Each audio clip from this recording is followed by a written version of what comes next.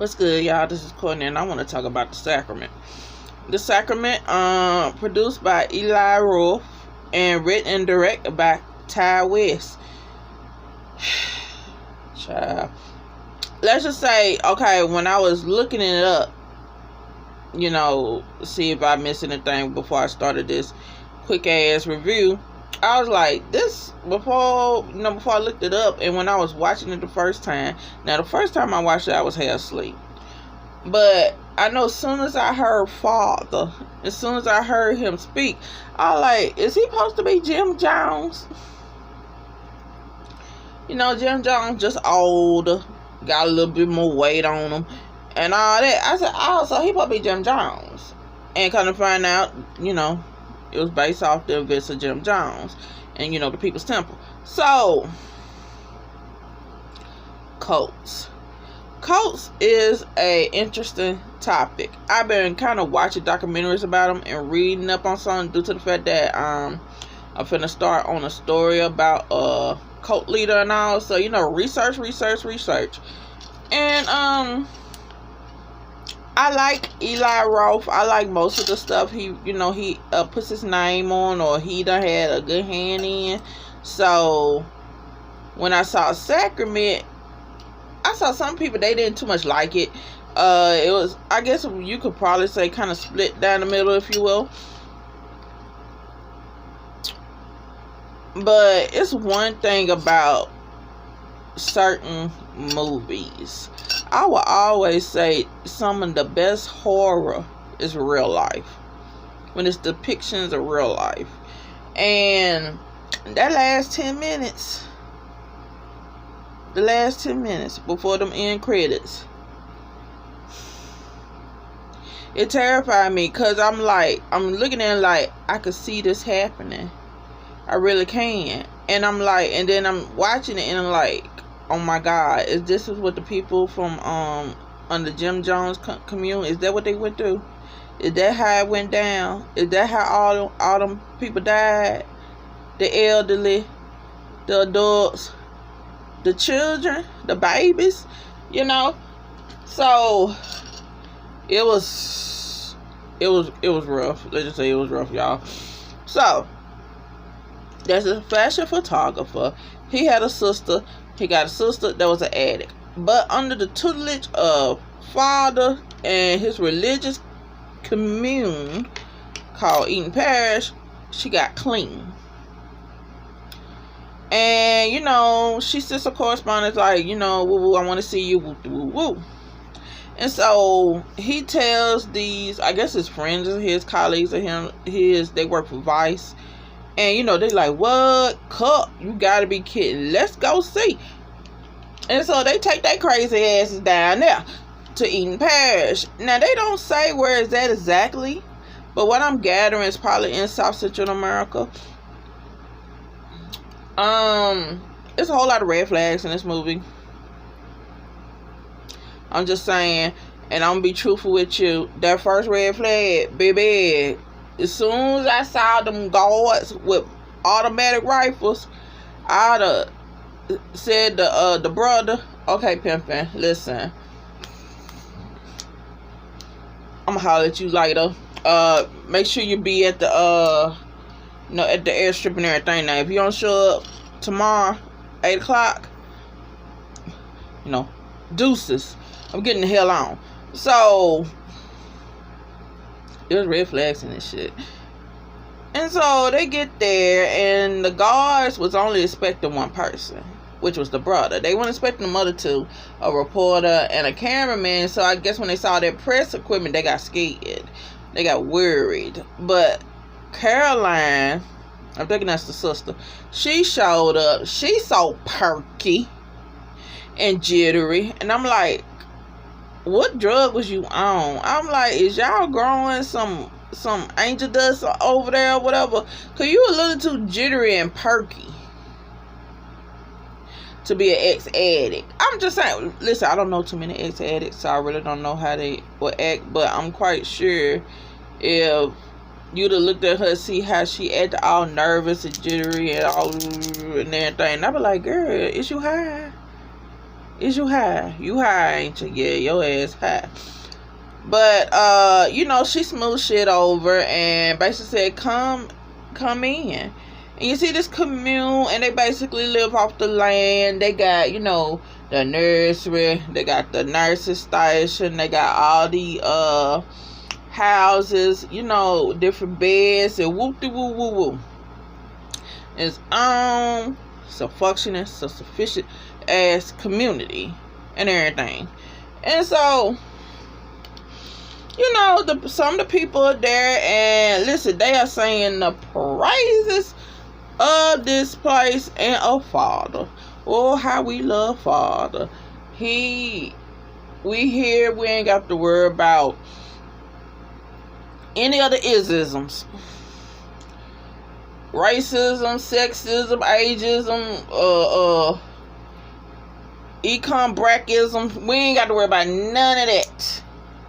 We all one people here. We ain't got to worry about it. Now, listen, it might be some shady shit going on. And, one of the kids probably got his ass down there, beat to death and everything. And, you remember the last, homeboy that was saying he ready to go? They had let him walk out and everything, but it's kind of strange that, somebody said they saw a body hanging somewhere up in the forest and all that stuff, but I don't think that was really him. But even though it did have the same clothes that he had on when he left, that type of shit. That craziness. All them red flags. And, the brother, his thing was he wanted to see his sister. He wanted to make sure his sister was on the up and up. He had doubts. The cameraman, he was like, the other one, red flags. There's a red flags through the whole thing. So, when Father showed up, Father was this elderly, southern Gentile man. You could tell he was raised in the church. That's Southern Baptist right there. You hear me? And the people flocked to him like he a flame, and they all mobs. The outer covering is, they call him Father because they say he loved all his kids. That's what I'm gathering. And probably one of them a little bit too much, being the sister Caroline, because I saw a scene when she walked up in Father's house. So was she having sex with Father? Child. And the people come to him, and like when you see the followers, they just there, they happy. They, it's almost like a revival. After they get through with the interview, they almost had like a tent revival. I know how those are, cause I've been to a couple of them when I was growing up. And, singing some good old spirituals, and get me a tambourine, and, and praise break all through the pavilion. So, where I want to go next? The thing with cults and the appeal, if you will, and a jack-legged pastor or a snake charmer or whatever, a person that has just that je ne sais quoi to wrap people around their finger and everything to suit, not the cause for all, but for the cause of him.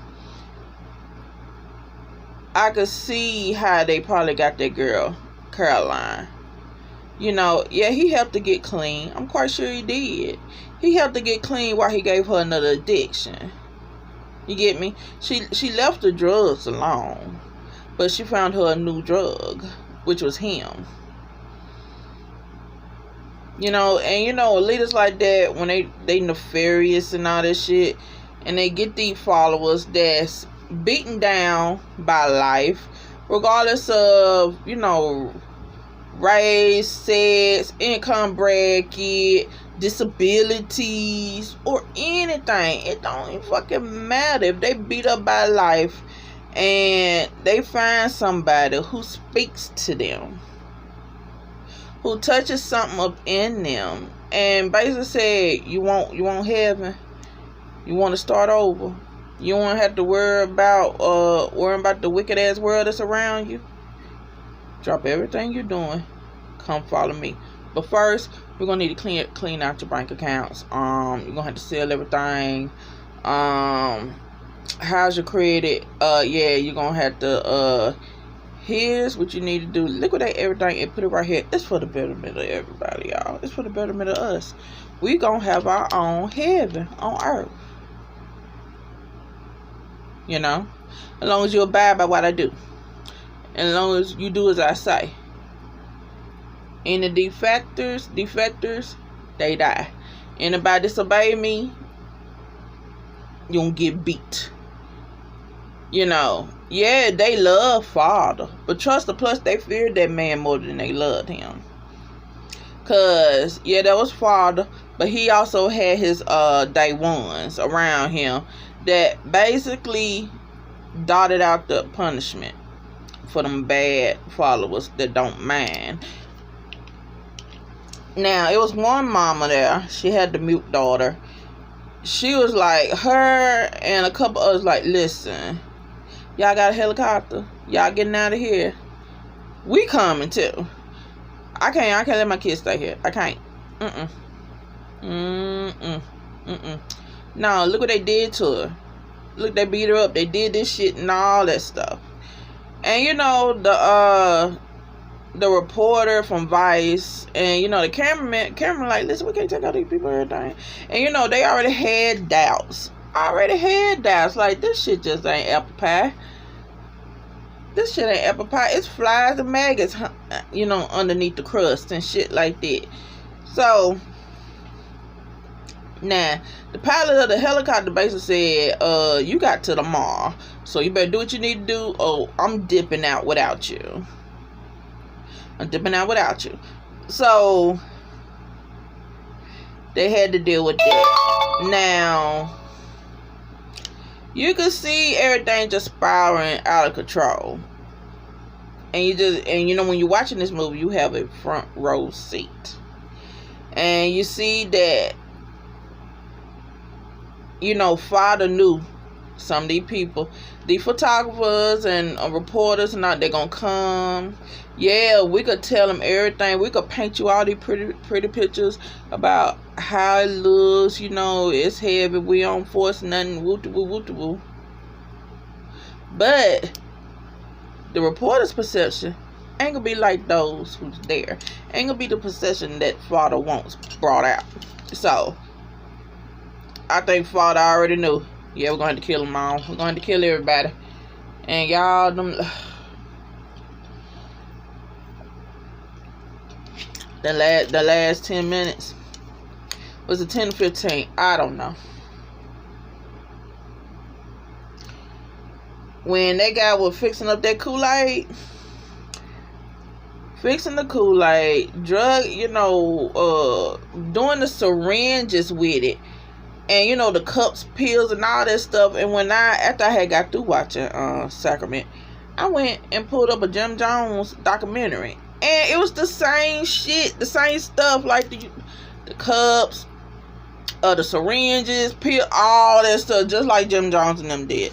And it was just so hard watching these people. Yeah, they were loyal to a fault. But come on now, that survival instinct, that flee or flight, that flight or fight, whatever reaction, be like, you know, that's that self-preservation. Hell no, I ain't finna drink this shit. What the fuck wrong with you?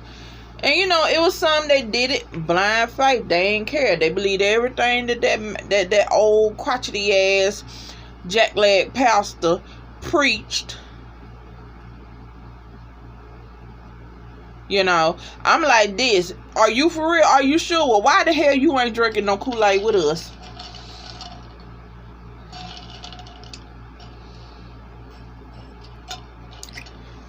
And the Father went out in a punk ass way. You weren't gonna get your stomach lining ablaze or feel like there's fire ants running through up under your skin, feeling all that pain and burning from the inside out and everything like all them other people felt when they drunk the Kool-Aid. And it was so hard watching that shit. You see the elderly, they was, some people had to force it on them. And the kids, the babies, y'all. I was like, oh my God, they're killing babies. I'm like, this is ridiculous. I'm like, oh my God, this is hot mess. And then the sister had a brother hemmed up in a room and all this stuff, and he like, what is going on? She had a syringe. She killed his ass, injected his ass, and held his head to her bosom and everything while he died in her arms.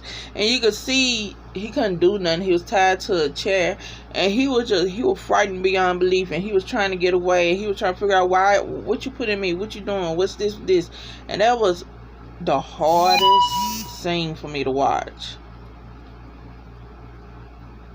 That was one of the hardest scenes for me to watch. And I'm like, bitch, where your syringe at? But they all died. So I was like, oh my God.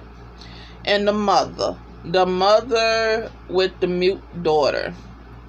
Now, the cameraman, mind you, he was running out to the helicopter, and he got caught up by the guards. Because, whoever didn't die by poison, bullets, they won't get shot up. They were chasing his ass and all. And, he had made it to the airstrip, and the pilot was shot. And because, the pilot said, I ain't bringing nobody else. Y'all better come on, get the fuck on. But, he had to go back and find, his friends and shit. Now, the reporter, now he had went off somewhere. He had got snatched up. And, he went go looking for him, but he was trying to get to the houses, try to look and see where everybody was at. Now, mind you, the guards started shooting folks now. Whoever was still alive, the guards were shooting them. And so, he gets to this one house, and it's the house with the mother and the daughter. And she's like, I ain't gonna let them kill my baby. I ain't gonna let them kill my baby and all that stuff like that. And I saw that knife in her hand. I was like,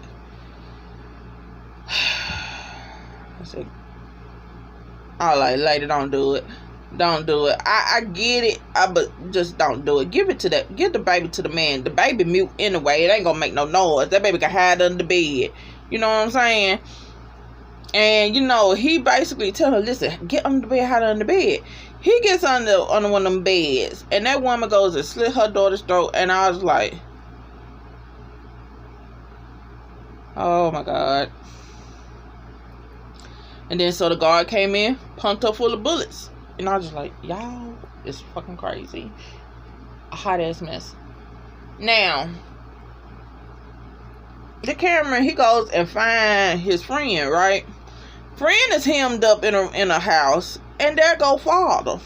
Now, mind you, once the poisoning commenced, and you just see everybody dropping like flies, father walks through and sees everything. Watches all these followers, all these people that believed in your vision. They lay dead at your feet. So what father do? He sucks a bullet. Now, like, why your bitch ass couldn't take a cup? So he gets the friend out, and they trying to make it to the woods to get to the airstrip. Now, mind you, they hiding under bodies and all this stuff, and them guards just walking around killing folks. People people that haven't died yet. So they make it. They make it to the helicopter, Was it a happy ending? No. So much death and everything. And it had me thinking, okay, so the guards that basically were killing everybody, did y'all kill yourselves after it happened? Because I had to think about that, because being that this is based off of Jim Jones, and we do know it was some survivors, especially those that were guards. What did y'all do? Did y'all kill yourselves after? No, you didn't. Like, how it plays on the brain to see all these people die. And now, man, you know all of them. That's one thing. I was like, oh my God, this movie was a mess. It was. It was good. I liked it, but it was a mess. It was a hot mess, y'all. Listen, that's it, y'all. Like, share, subscribe, leave your comments down below, and I'ma holler at y'all whenever. Bye, y'all.